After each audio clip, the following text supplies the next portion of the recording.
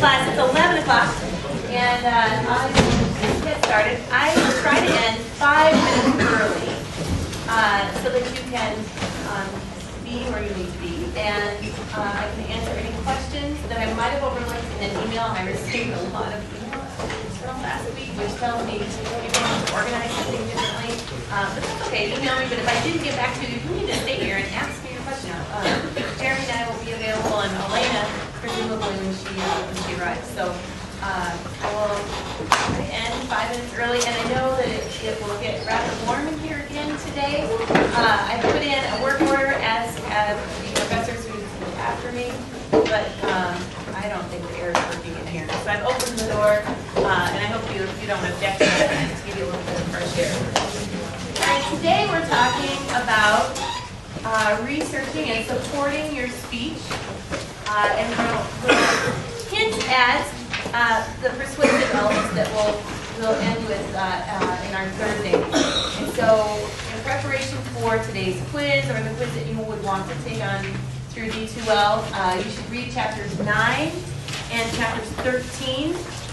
I have posted through D2L both the quiz that is due by Friday of this week. Now, if you're in class, both quicker quizzes, you don't have to complete the quiz.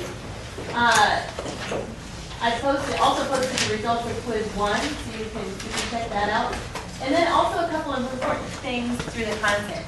I realized that students might benefit from a study guide, and so I put a quiz 2 key term study guide for the quiz, and also in support of the library literacy session. You'll see that some of you have opened up the questions already through the LibGuides tab, but there are questions that our reference librarian, Alan Aldrich, made up for each of the 2 articles that are posted, which you need to download and read prior to your session. And these are duplicates of what's available through the IDE homepage. And so I posted that on the study guide. Also, under the content tab, there are instructions for the library literacy session.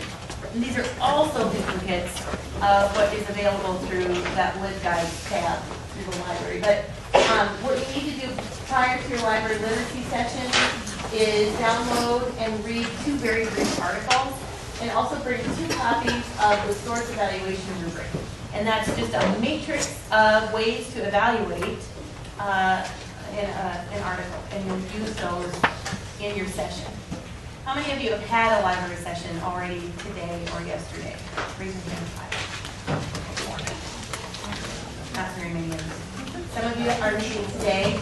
That's okay. You can leave here and get this done in about 10 minutes. So this is meant to be pretty quick, and be ready for that session.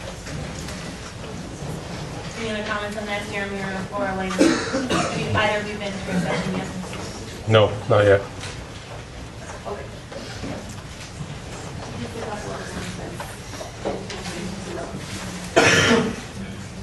Today we have in a class quicker quiz. My speech of the day is Zach Walls and his address to the 2011 Iowa Judiciary Committee. And I implemented some questions throughout. And tried this in my office. I'm not very fluent with this. I'm trying, you guys. But there's no way that I can embed the questions in the PowerPoint and then make certain that your grade gets recorded in D2L quickly. I tried that. I'm still on the learning curve with that, so you'll have to bear with me just a little bit. But I hope that you enjoy this. So let's have a little test of our clicker. This is one of those Maxine. You probably can't read that. It says, "Is it Tuesday?" Okay, I'm up, but not until my second cup of coffee. I'm definitely not awake for food by the morning. You know, I was feeling this morning, so let's see. Hang on. Sorry. So click in for the test of our clicker function. Click 1 for if you're excited to hear my speech of the day. Click 2 if you're not excited to hear my speech of the day. That video I may or may not know went viral back in 2011, so maybe you have been exposed to that message before. Very brief address in front of the Iowa House of Judiciary Committee. I don't know how you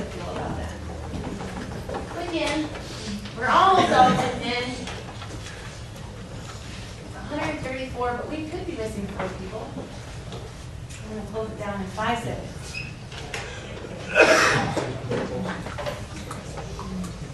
All right. Oh, 87% of you are kind of excited, and 13 of you say, no, not excited, but close. All right, that's all right. I can look at that.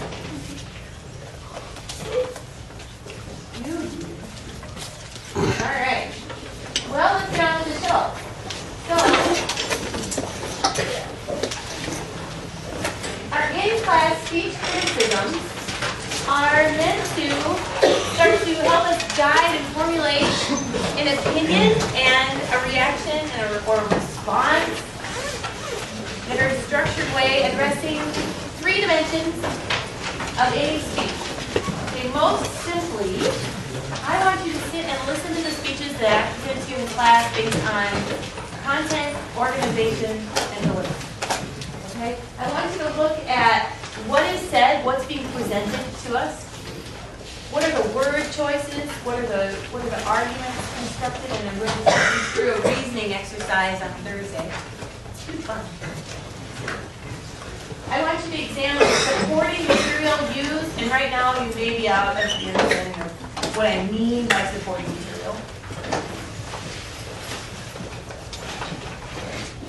But you'll understand. You'll understand by the end of the class, right? So you're listening. Remember that phrase, supporting material. It will help you get the quiz question right, okay? The organization are the easily identifiable parts of the speech. Sometimes it's not always appropriate to include a lengthy introduction previewing what it is that you have to say and then recap what you said. And you will see that today by Mr. Walls because he's given a very limited time to present his argument in front of the Judiciary Committee, and they want to get rid of all that fluff. And so he really starts right in with his argument, and that's because of the setting and the audience.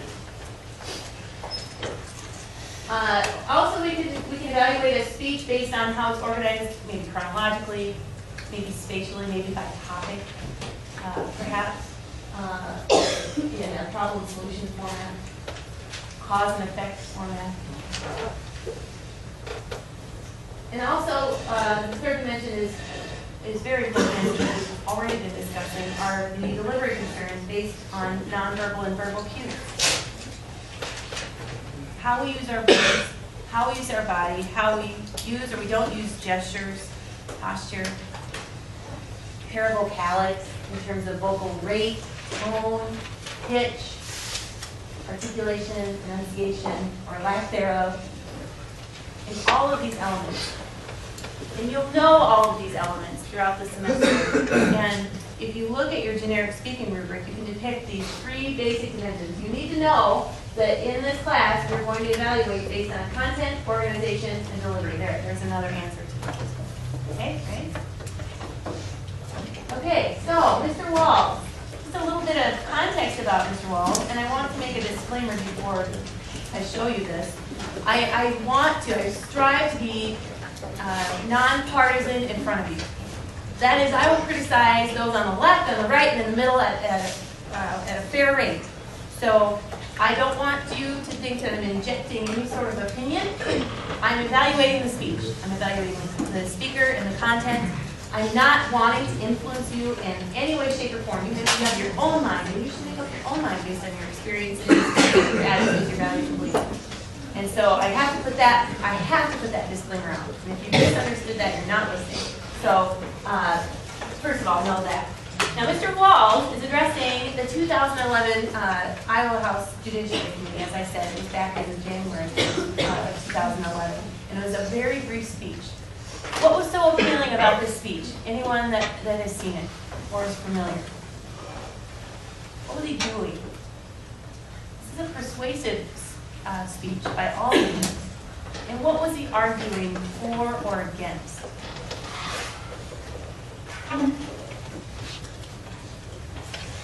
No one? No one has seen, how many have seen this speech? No one? Really? Oh dear, okay, maybe you haven't seen this speech. Okay, Zach Walls is the son of a lesbian couple. And he spoke against the proposed amendment to the Constitution, Iowa Constitution, banning same-sex marriage. Okay? And he does so using quite a few of the different supporting materials that we are going to analyze today. This is a very, very brief speech, so you should take some close notes, and we can watch it again if you like. But I want you to answer this question, a quick question, which we already did, right? This speech will evaluate, you're going to look at Zach's, which element? Is that a gimme question? See, I told you I want you to ace it, so you can know what.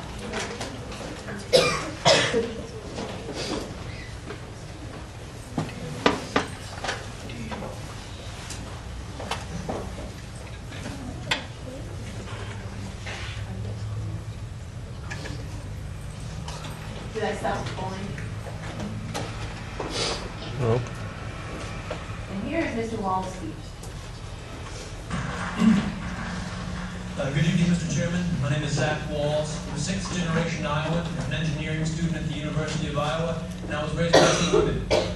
My biological mom, Terry, told her grandparents that she was pregnant, that the artificial insemination had worked, and they wouldn't even acknowledge it. It actually wasn't until I was born and they succumbed to my infantile cuteness that they broke down and told her that they were thrilled to have another grandson. Unfortunately, neither of them lived to see her marry her partner Jack for 15 years when they wed in 2009. My younger sister, my only sibling, was born in 1994. We actually have the same anonymous donor, so we're full siblings, which is really cool for me. And I guess the point is that our family really isn't so different from any other Iowa family. When I'm home, we go to church together, we eat dinner, we go on vacations. But we have our hard times too, we get in fights. Actually, my mom, Perry, was diagnosed with multiple sclerosis in 2000. This is a devastating disease that put her in a wheelchair, so we've had our struggles. But, we're Iowans. We don't expect anyone to solve our problems for us. We'll fight our own battles. We just hope for equal and fair treatment from our government. Being a student at the University of Iowa, the topic of same-sex marriage comes up quite frequently in classroom discussions. And the question always comes down to, well, can gays even raise kids? And the question, the conversation gets quiet for a moment, because most people don't really have an answer. And then I raise my hand and say, actually, I was raised by a gay couple, and I'm doing pretty well. I scored in the 99th percentile on the ACT. I'm actually an Eagle Scout. I own and operate a small business. If I was your son, Mr. Chairman, I believe I'd make you very proud. I'm not really so different from any of your children. My family really isn't so different from yours. After all, your family doesn't derive its sense of worth from being told by the state, you're married, congratulations.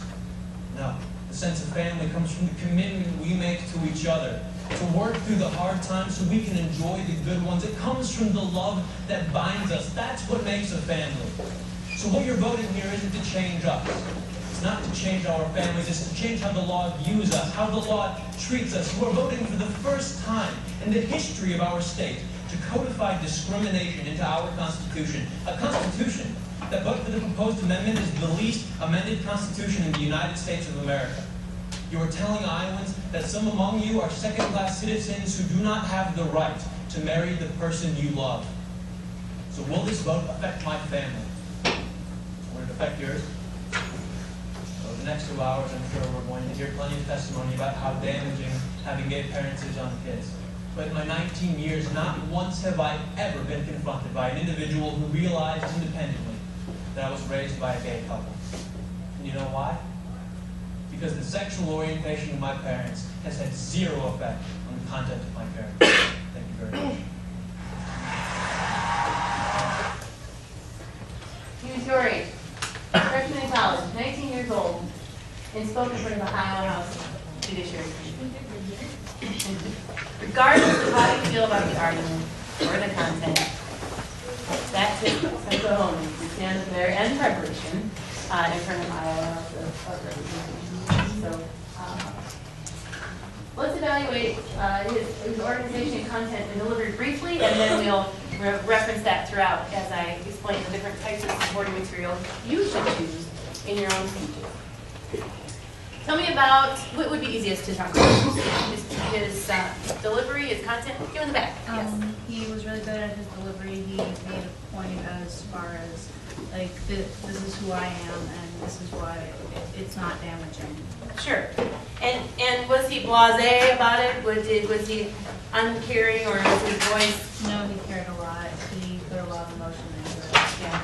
strong use of emotion, of controlled emotion. He spoke very passionately about what he believed in, right? Good. Very good. What else? Maybe his delivery was not appealing to you. And why would it not be appealing to you? If you're against gay marriage, I mean, everything he would say would rub you the wrong way, right? Because he spoke very passionately in favor of gay marriage. And it's based on his experience. He had good supporting material. He had good supporting material. Like the 99% ECGs and like his small business and stuff. Yeah. That made him Strong personal experience and personal testimony, right? And we'll talk about the brief and extended examples that he used throughout. What about the way he organized his material? He was probably given 2 minutes to speak, right? Are they given a 2-minute time limit in South Carolina? It's 2 minutes. Is that anyone from Iowa? Has anyone ever testified in front of? He was most likely given a time limit. And in doing so, he had to organize his material and to streamline what it is that his message was going to be. And he built to a crescendo, did he not? And he called upon Mr. Chairman to visualize. He crafted a hypothetical example in there as well. If I were your son, Mr. Chairman, asking him to think about what it might be like if he would put himself in his shoes, I might make him very proud. And we knew he was ending. He built to that psychological climax, that emotional climax, and then he provided some nice concluding words. He did have some fillers, but we were very forgiving of those. I think I counted a few fillers that do happen when you don't memorize your speech. You speak extemporaneously and can happen as you adjust to your audience. We don't expect 0 fillers, but we hope that you minimize those fillers. I'd like to use this throughout the hour to talk about the different types of supporting material that you should use within your speech. Now, did Mr. Walls cite any text, document? I guess he cited the Constitution, Iowa Constitution. But did he really gather any outside supporting evidence other than his own personal experience? Not really. So think about that, and think about how strong that can be in parts of your speech. Your personal experience, your personal testimony, your interests. And this is also a good example as you start to think about your topic selections, which are due this week. Your topic selections should be topics that are very near and dear to your interest and your heart. They should be something that you will enjoy investigating, and you will enjoy investing your time in developing further. We have different types of examples: common knowledge, direct observations, books, newspapers, journal articles, and government documents. These are all included in the next few slides, and will also be available in YouTube also and advancing here. To begin preparing for your own persuasive speech, then you have to do what?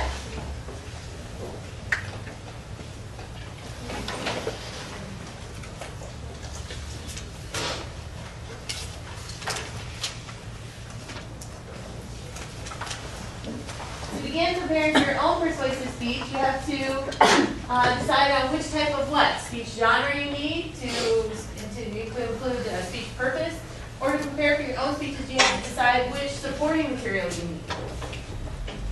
Personal experiences, examples, and statistics are 3 of these 7 types of discussion. Is this open? Is this not open?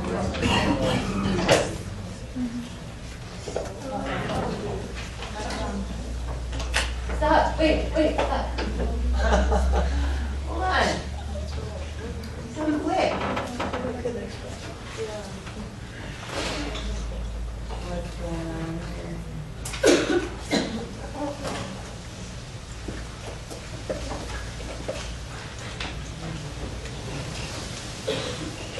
Okay, hold on.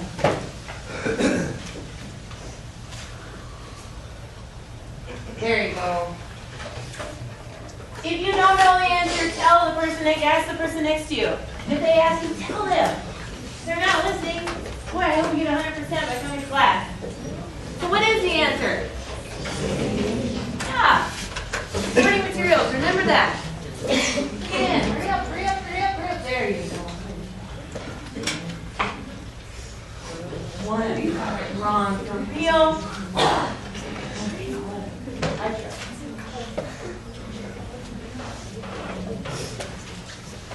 Okay, where are we? I'm talking about visual walls. I have it. Okay, so right here.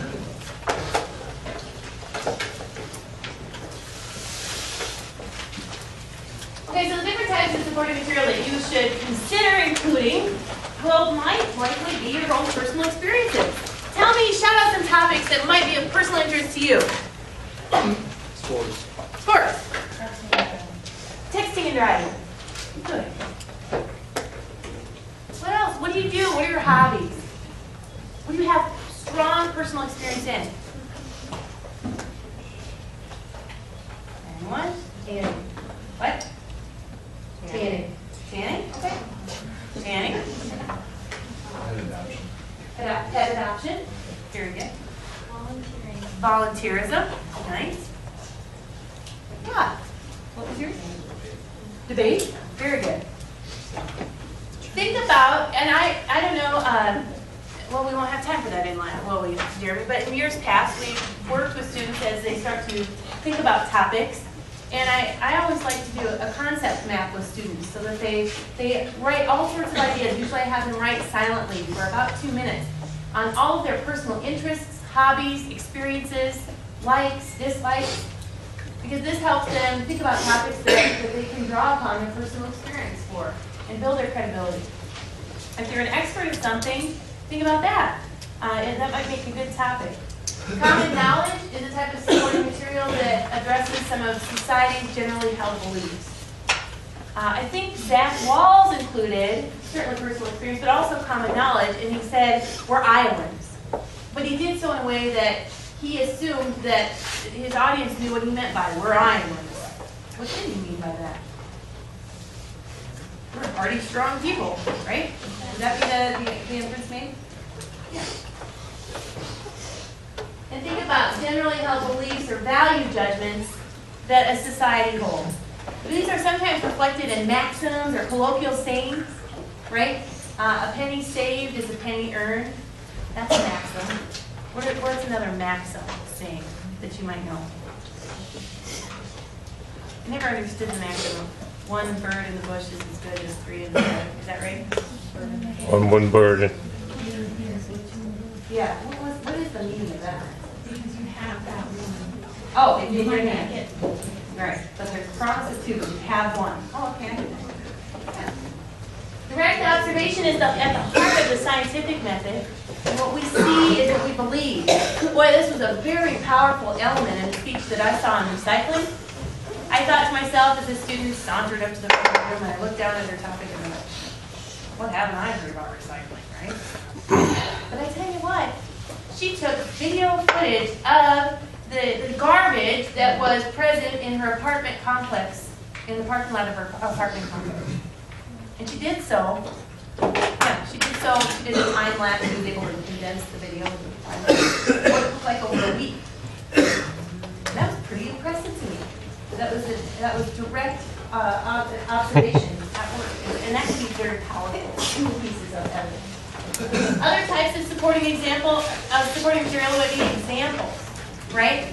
Walls used certainly an extended example of his experience as a son of a lesbian couple.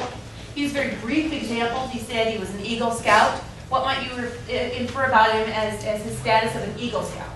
Does everybody make Eagle Scout? No. Are there any Eagle Scouts in here? What does it take to be an Eagle Scout? A lot of work. A lot of work, a lot of time, a lot of hours. And so you might infer that, wow, this is a hard-working young man, right? Based on those 3 words, 4 words, I am an Eagle Scout. Anecdotal evidence is what? Yeah, a story. A narrative. And Walls made use of strong anecdotal evidence. It's the foundation of his entire 2-minute speech. This is experience in his family. A case study zeroes in on one specific instance and a particular solution. The Harvard Business Master's degree in business is based on case studies. Did anyone read the Harvard Business Review? We held a subscription to it and up until last year, and then we don't get a subscription to it through the Ivy League library any longer. But I do enjoy the Harvard Business Review case studies when I teach classes such as WorkCom, Business and Professional. Quiz question 4. In his 2011 speech addressing the Iowa House Judiciary Committee, Zach Walls implemented which kind of supporting material throughout? Anecdotal evidence, extended examples, or brief examples, or all of the above. Are these too easy? I need to answer that. I'm a little worried about doing this. Will you think it'll work? It'll work. Okay, it would. Okay, ready? Go.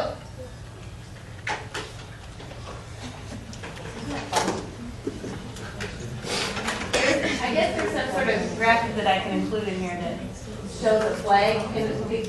I need to include, I'm trying to do this for Thursday. And so if you see the flag raising until it gets to the very top, which is 134, that's how many pushers are in there yet.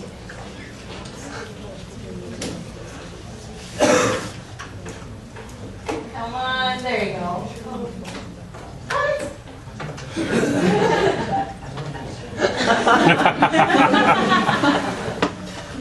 You know, they show the result. Really?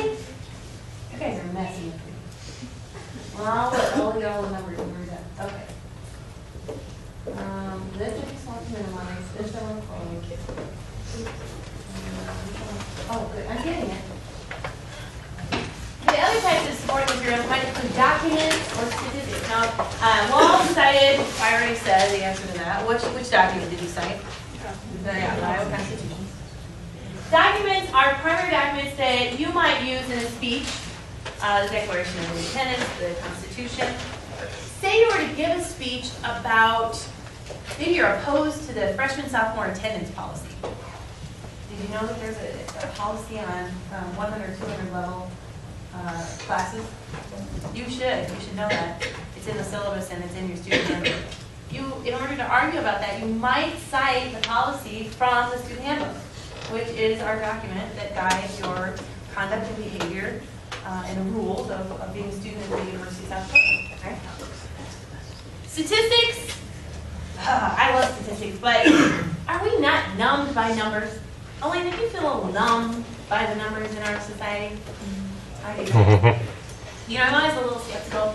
8 out of 10 dentists agree to try it after meals. Well, whatever. Really? Which dentist? And what are their and who approves that? I want to know. So if you use statistics in a speech, make sure that you frame them well and you understand their source and how you use them. Maybe you need to provide a simple enumeration for us. Maybe we'll be overwhelmed by certain numbers, and so you could accurately provide a simple enumeration. You might make use of surveys and polls very carefully as well. We need to know how many were polled and where and when, who was part of that poll. Rates of change. You know, maybe it would be more, it would be beneficial to frame a number in terms of a rate of change. If you were going to talk about the national debt, and instead of talking about just how much it increased over a 10-year span, you could say between the years of 2000 and 2010, the national debt doubled in our nation, something like that. You might make use of experiments and some of the results of experiments. There you also want to provide, you know, what population was examined and the number of. And I'm trying to get past my quantitative mind at this point. The N, the total population, right? Mm-hmm. N equals. Other types of supporting material are testimony and opinion. Factual or expert testimony, as you might or might not have learned before, is testimony that can be proven true or false. We can have empirical evidence that can be proved true or false. Opinion or lay testimony are beliefs formed by experience, your own or others. And I would think that Zach here provided great opinion testimony, but either side that you're on, you have to know that that is his opinion, his experience.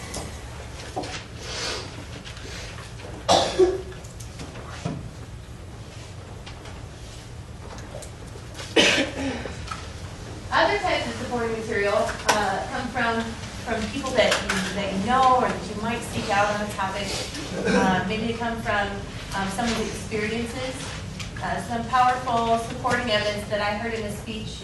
I don't remember exactly what the speech topic was, but I remember that this student sat down with a World War II vet, a World War II veteran, and that was some powerful supporting material. Interviews. If you really did want to take up an appeal against the attendance policy for freshmen and sophomores at the University of South Dakota, it might be a good idea to sit down with the new dean of students. You can interview her and find out just why the University of South Dakota has an attendance policy, and that you would cite that as a personal communication in an interview. You can find supporting materials in text. You crack open a book. In her speech, Cryonics, remember that from last week? Jane said to us, after reading dozens of articles in the book, Cryonics, Reaching for Tomorrow, right, she stated very early on how it is that she prepared to speak on the topic of cryonics. You might do the same. You might look in a reference book, you might find a book on your topic, and you might cite that book accordingly. Maybe a reference work.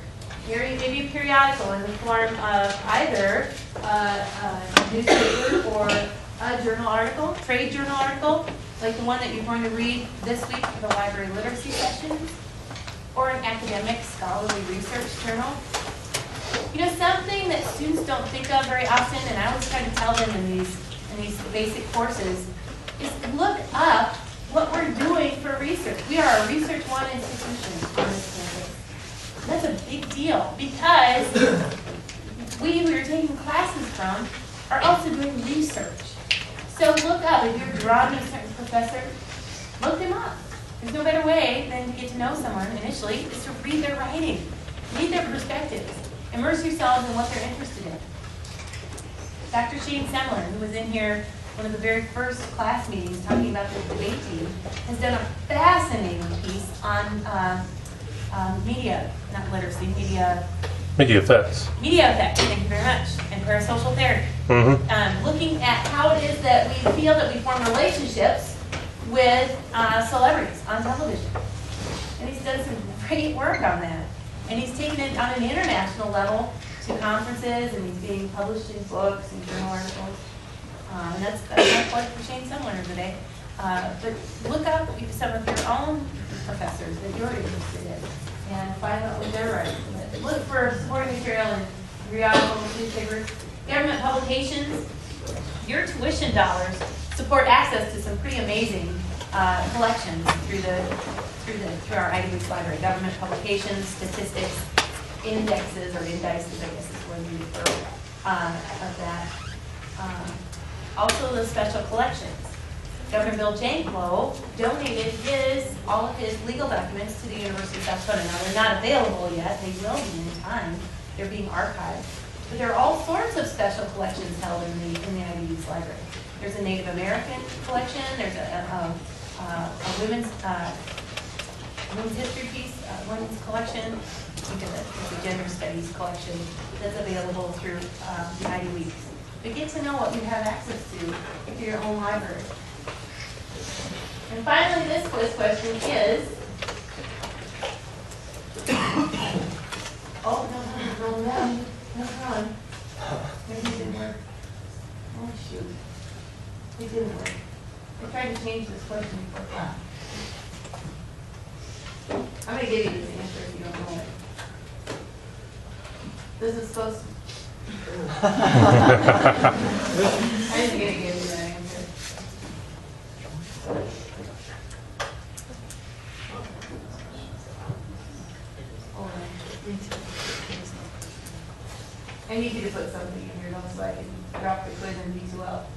So, this was a true-false question about Zach, but here, it's still talking about me. In her speech about credit exchange, reference the book Frozen, My Journey into the World of Credits, Deception and Death. And what do you think the answer is? No, it's false. So change your answer false. She did not. She referenced Cryonics Reaching for Tomorrow and another book. Escaping me. Remember?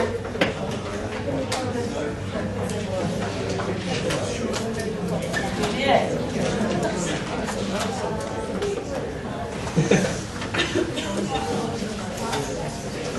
Prospects of Immortality. Wow, you are good.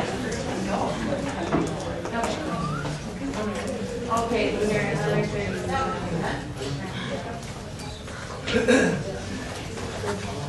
Good.